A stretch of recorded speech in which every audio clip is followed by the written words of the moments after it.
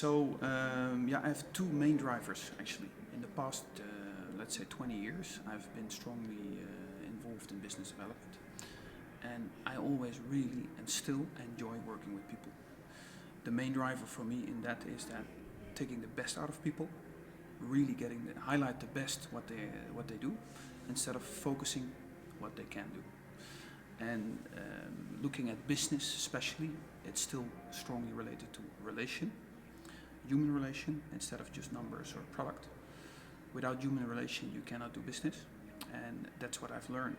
And also now looking really at the company where we are, it's a family company, it's a very strong team we have.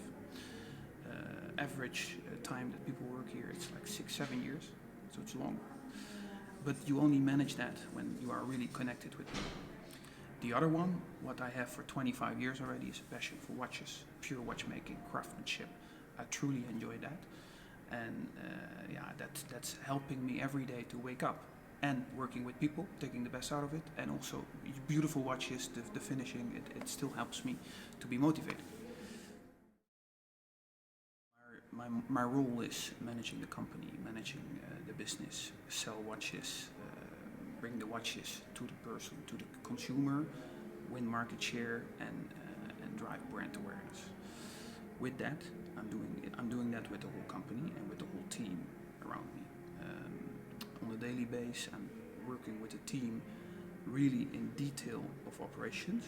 So we're looking closely to production every day, how many numbers we produce, from really the watch movement we produce to the final watch that goes into stock and shipped to basically distributor, retailer, consumer. The combination today of the sales and the production. The watchmaking is genuinely focused on producing and hoping that it will be sold. This risk becomes very high today. So it's much more difficult now to estimate the actual sales and what we should produce. Look very carefully the consumer what they want and what should we produce. I think today the world is changing. The consumer I think the consumer field has been reshaped. The consumers start to be much more demanding. Where we used to be able to produce a product, we put it in the shop and we push and sell.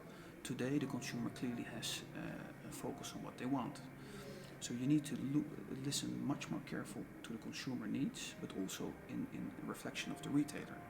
He has an experience, the consumer has a need, and what are we going to produce to help him to sell better? Because stocks at the retailer today is quite high. You cannot constantly push them to get more product. You really need to work very close with them. That makes the whole process much more demanding and I think also challenging.